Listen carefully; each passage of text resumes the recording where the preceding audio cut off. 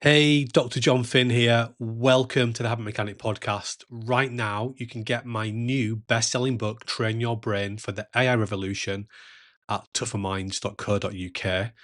The digital book, audiobook, and physical book are all available at a special price that you won't find anywhere else.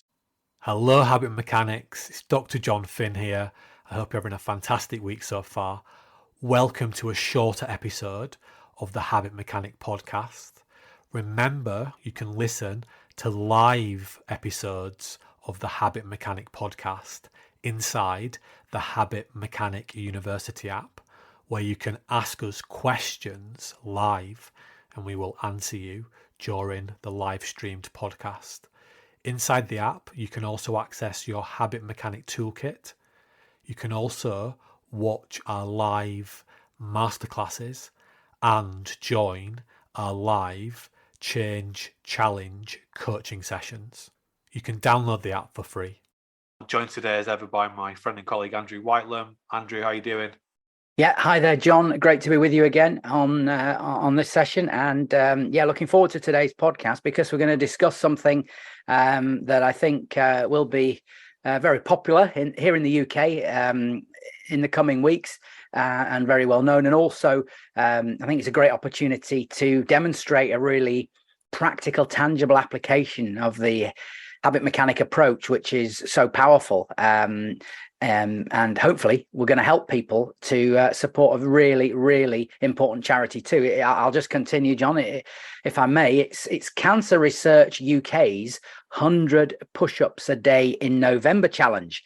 You can find out more information at cancerresearchuk.org. And it's a challenge. It's a fitness challenge. It's an exercise challenge. They're challenging people to complete 100 push-ups a day in the month of November to help fund breakthroughs in cancer research. And you can sign up on their website, receive a digital fundraising pack so you can raise money yourself. And you get a free T-shirt as well. And they'll help you set up an online giving page. So it's a really important charity, of course, one of the UK's best known, also a really valuable endeavour. I'm sure I may try it myself, but of course, John, trying a physical challenge, trying to accomplish what's sounds like a pretty challenging physical goal is not going to be easy.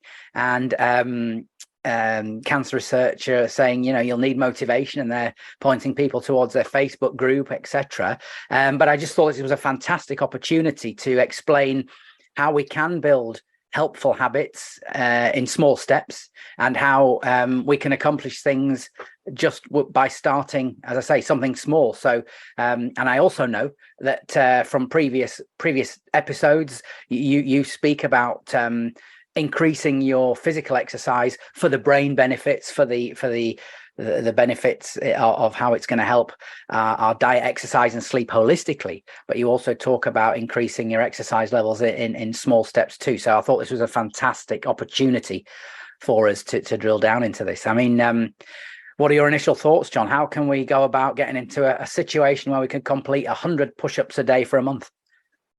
Yeah, I think it's a fantastic initiative, and I can see that it would be attractive and interesting for people, but the challenge will be doing the 100 press-ups per day. As someone who does press-ups and sit-ups, even 100 per day every day of the month is it's going to take some persistence and determination. So yeah, I think it would be useful to put the 9 action factors framework around this, and just to talk first of all about doing press-ups, push-ups as a habit. So when would you know that doing 100 let's say push-ups, let's use the American vernacular, 100 push-ups is a habit? I would say when it's easier to do it than not is the key to understand that. So you may be thinking, I can't be bothered doing my 100 push-ups today, but you just find yourself, you get down and you do them. So we often talk about psychological habits like managing stress better, etc. But I think it's always easier to explain habit building and habit maintenance with a physical habit, and push-ups are a great one. So the 9 action factors, if you're thinking what do I mean by that, are the behavioral science factors that are driving our behavior, and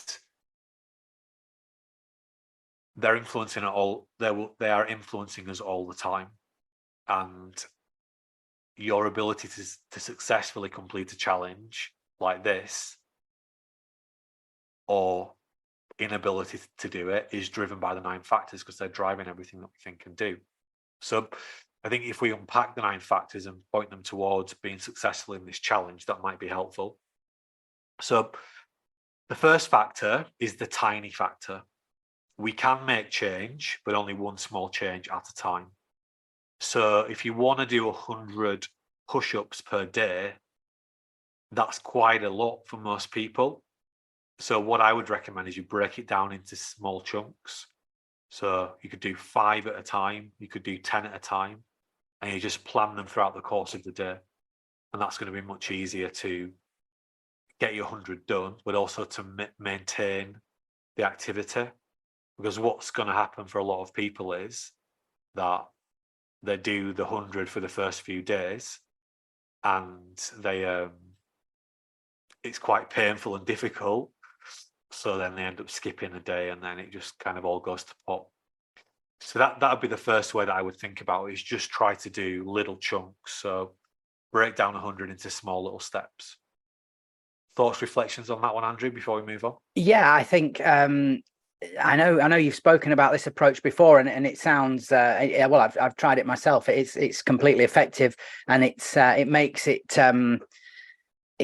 the accomplishment you're trying to achieve less threatening, I would say. I know you use that word as well, John, threatening, and I think that is something where you think, yeah, I can do that. Whereas if somebody said, got to run a marathon tomorrow, or you got to do 100 press-ups tomorrow, you probably tell yourself, because of the way our brains work, I can't do that.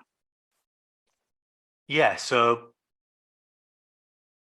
expending a lot of energy, which you will do if you're going to do 100 press-ups without an immediate reward, is threatening for your brain, because for most of our existence, energy has been a scarce resource, and our brain is wired to conserve it. So when we think of threats, we think of lions, tigers, and bears, but actually not having any food is also, well, it's probably the most important threat to our brain.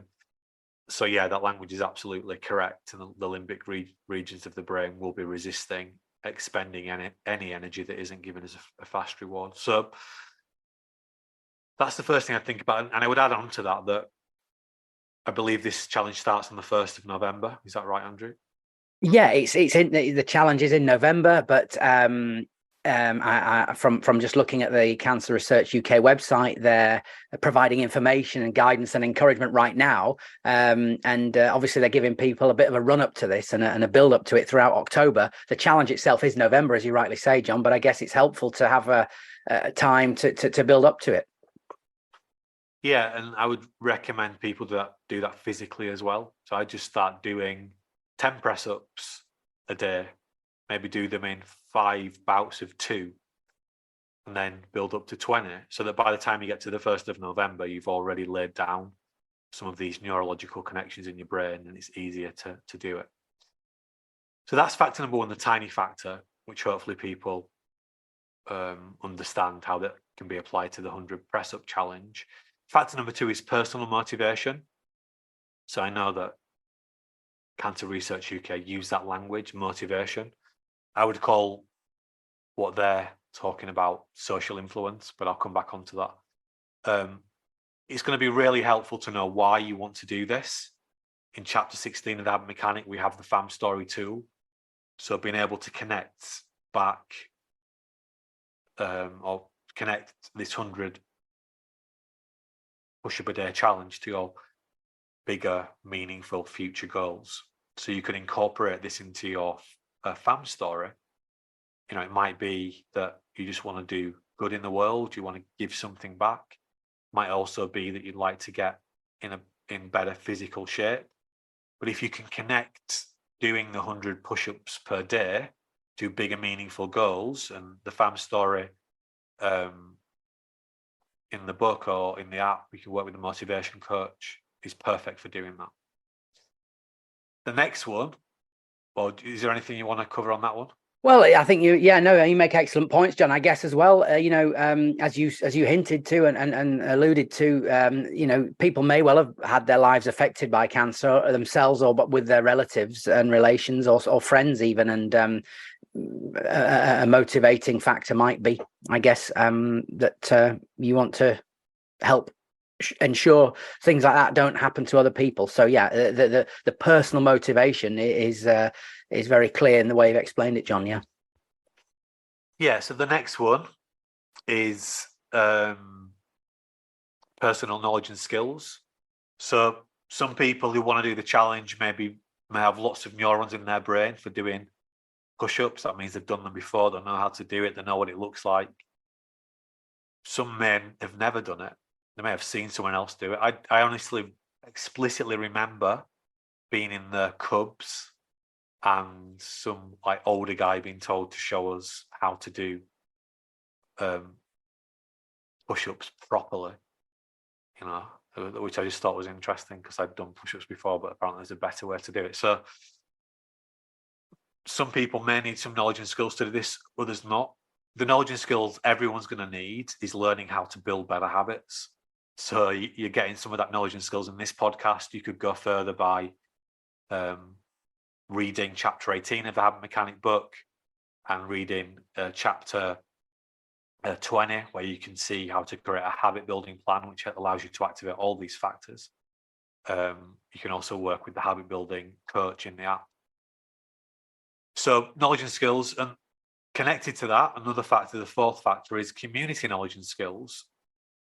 So people around us knowing how to do that. So because you're in the Habit Mechanic community, you're learning some new knowledge and some new skills about how to build new habits in relation to this 100-day challenge. The community group that is mentioned is also having that functionality as well. If you're not sure how to do a push-up, but your partner knows how to do one, then they could show you. So, for some people, knowledge and skills for the actual push-up they've already got. But I'd say for everybody, they're going to need more knowledge and skills about how to sustain this habit over the month. And hopefully the insights we're sharing in this pod are helpful. Yeah, chapter 20, as you say, is the place to go for habit building, insight unrivaled, in our opinion, John, of course. And as you allude to, again, cancer research are providing. I've actually taken the trouble just to have a look at the website, and they're providing guidance, information, details on how to progress in a physical exercise sense, how to progress your push-ups. So there's the community knowledge and skills very clearly. So it's clear to see. Yeah, so we've got make tiny changes. We've got personal motivation. You can use the FAM story to help you with that. We've got personal knowledge and skills. We've got community knowledge and skills. Next, social influence. So we know that having people around us that are supporting new behaviors and habits, that are maybe also even modeling new behaviors and habits, is helpful.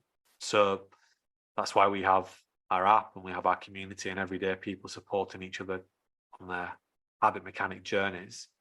Sounds like the group that Cancer Research UK have got for that would be helpful. I'm sure there'll be a couple of high profile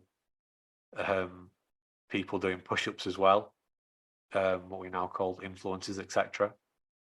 So that seems like, I think just the more you can get people immediately around you buying into this challenge, the more you're going to be able to activate that social influence factor. And I'm sure that people like workplaces and things will be buying into this. And that, I suppose that's a central it's a central component of this challenge, is that it's a participation challenge and that people can participate together. So it's doing a good job in terms of activating that factor. Sorry, John. Yeah, I'm just going to say as well, in terms of social influence, I suppose, would we say that a societal sort of prevailing view in society that giving to charity, supporting charity, and then, you know, less calculating, in a way that we all know it's important that we fight this disease, which is one of our society's biggest killers? Yeah, I would see that connecting more to the personal motivation piece and to the rewards and penalty piece. Our belief systems about what's important. If you believe that that is important, then it can be a very powerful goal and a very powerful reward system that makes you feel good. It's an intrinsic reward system. So yeah, that's absolutely relevant. Yeah. So, well, let's talk about rewards and penalties then, John. That's the next one of the factors to consider, isn't it? I think. Yeah. So reward and penalty systems are complex in one moment, but they're quite simple in another. Everything that we're doing is driven by reward and penalty systems. We address this. So we've got the trait habit loop, which is our proprietary habit loop. TRAIT is an acronym. It stands for trigger, routine, ape incentive, and training. And the reward and penalty system is activating the ape incentive piece. If something's rewarding for the ape brain, which is sometimes quite unintuitive, because beating ourselves up can be rewarding for the ape brain. Giving up can be rewarding for the ape brain, because beating ourselves up is making us aware of a social status threat. Giving up saves energy. So there are some unintuitive or counterintuitive reward and penalty systems that are driving our behavior. But understanding that we need to get that factor working for us is really important. And we can think of rewards and penalties across three core areas. One is intrinsic. When I do this, it makes me feel better. One is extrinsic. When I do this, I get some reward for it. And three is social. When I do this, my social status gets increased. And the reward systems for extrinsic and social status increase are really well wired into this challenge, because I can raise some money, and if I keep persisting with a challenge, I'll get this sponsorship money, which I can then give to a good cause, which then increases my social status, and that will make me feel good as well. So this challenge is activating all three of them, but I think to a lesser extent the intrinsic, because you've got to get down on the ground, you've got to do those push-ups, and that's not always going to feel good. It's not like eating a donut. If it was the eat 3 donuts a day challenge, then that factor is activated even better. But there is a bit of this physical effort. Your ape brain is going to resist doing it, your horribly unhelpful emotions. But how do we tackle that? Well, we can bring in some elements of gamification. We really unpacked reward and penalty systems in chapter 18. But one of the things we can do is we could build it into a daily tea plan. So we could say, my goal today is to do my 100 press-ups. Why? It's going to make me feel better. So we're making that written commitment to it. We could put it into our weekly goals, either in the app or physically. Every time we do complete the 100 press-ups, we can give ourselves a tick. So just adding these small elements of gamification, and we could do that throughout the course of the day. Every time we do 5, I actually do that on my phone. I note down how many. So I've got a core exercise goal for the week, and every day I note down how many I've got, and I can see myself making progress towards the goal. So we can create some reward and penalty systems by writing down some goals. And we can see that reward and penalty systems and personal motivation systems interact with each other. And we can make those social as well. So bringing the social influence element, which is, sharing your successes with other people. So there are some very practical things we can do to activate the reward and penalty system here. What's the penalty if you don't do 100 press-ups? Create one. Create a negative reinforcement.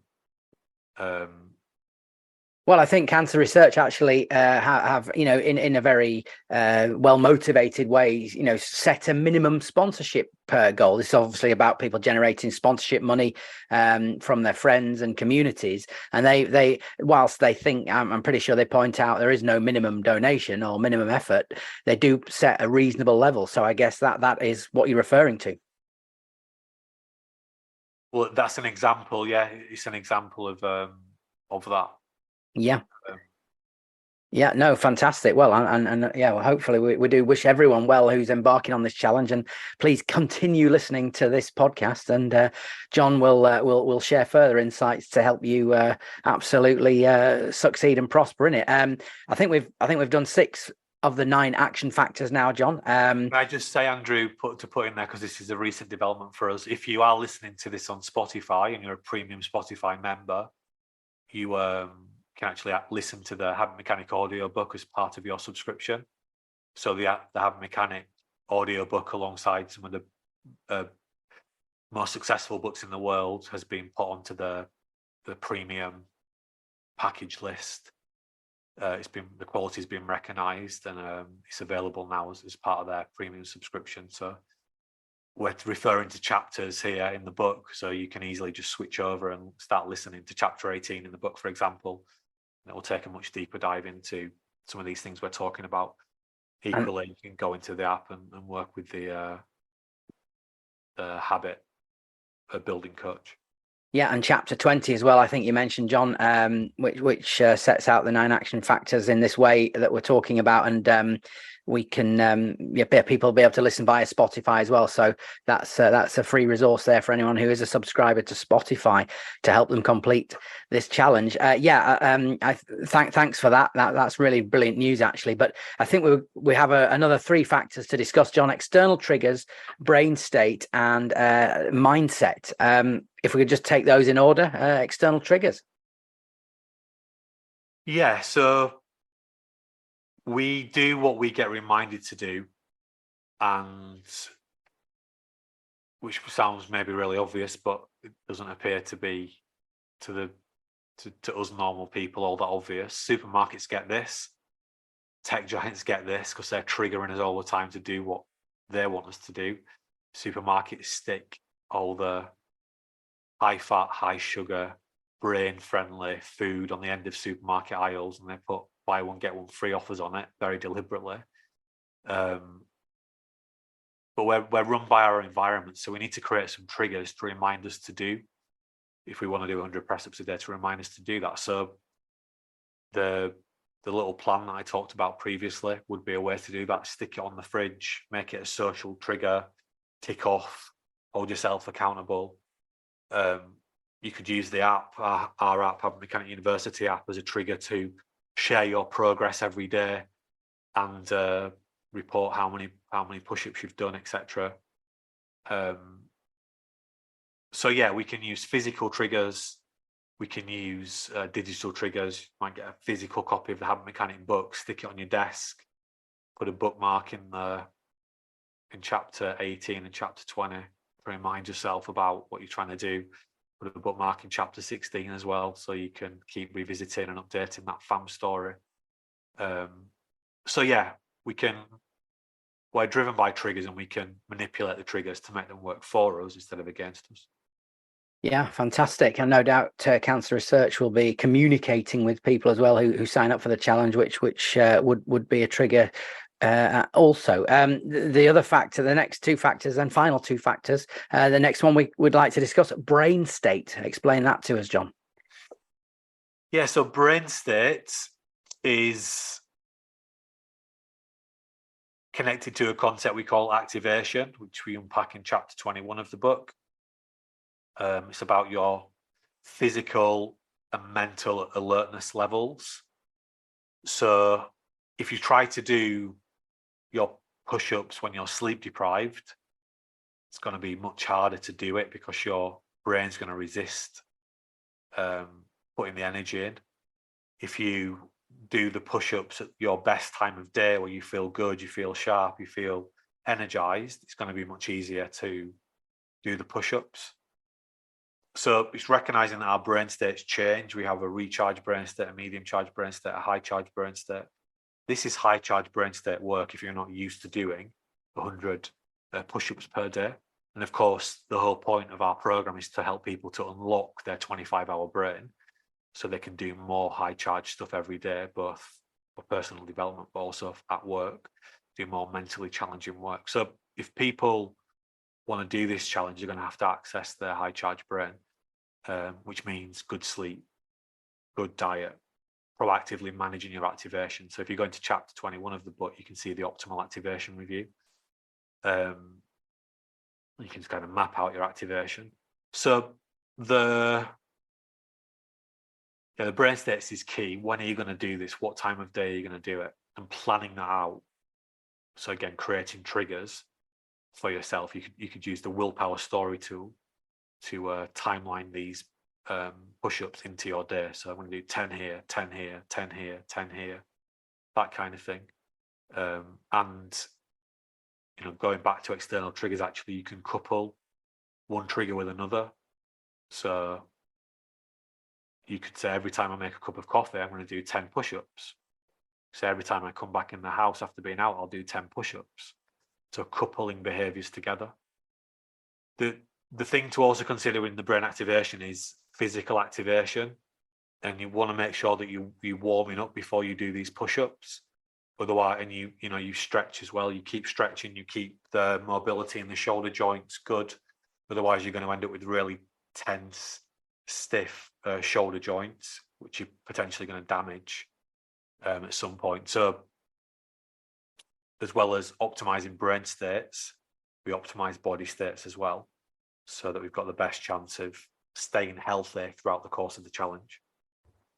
Okay, well, fantastic. Thanks for that guidance too, John. The final of the 9 action factors is then the mindset. I know we sometimes start the 9 action factors list, or I've seen you start the 9 action factors list with mindset, but we've left it to last this time. Talk to us about mindset, please. Yeah, so if we don't believe we can do this, we're never going to be able to do it. So we talk about habit mechanic mindset, which is on one end of a continuum where I believe I can change. I recognize neuroplasticity, that my brain is, it's almost like plasticine and it can be reshaped and remolded, because that's how brains work. But often we've been conditioned to be on the other end of the continuum, which is to believe that we can't change, that we can't do it, that I'll never be able to do 100 push-ups. I can barely do one, or I've never even done them before. And I'm just not good at push-ups. It's just not what I do. I'll do something else instead. So we've got to prime that mindset, that habit mechanic mindset, that we can change, that we can learn to do things differently, that we can build new habits. We're all building new habits all the time, whether we like it or not. It's just often they're really unhelpful for us, and they're happening silently and invisibly. So yeah, the mindset factor is key, and hopefully listening to the pod today and all habit mechanics, and I kind of appreciate this, is that we can change, we can learn, we can grow. Yeah, so thank you so much for sharing that insight. I'm sure if anyone is considering embarking on the Cancer Research UK 100 push-ups in November challenge, then I think they will have so much valuable insight to help them accomplish that. And thanks once again, John. All the best to anyone who's contemplating taking the challenge. Anything you'd like to say in closing? Well, thanks for listening, and I hope this has been helpful. You can absolutely build this habit, and just got to approach it with a habit mechanic mindset. There's a set of rules that are going to govern your ability to do this or not, and we just map them out for you. So if you're struggling, go back to the rules and work out where's the blockage. Or I'm trying to do 100 at a time, make it smaller. Or I just don't feel like doing it today. Well, have you created your external triggers? Have you broken the goal down? Have you created somewhere to record it? Are you part of a group of people doing this? So you can use all these factors to make it easier for you to, do something really, really good. Thanks for listening to the Habit Mechanic podcast. If you liked it, please subscribe and tell someone else about one of the ideas or insights that you found most interesting.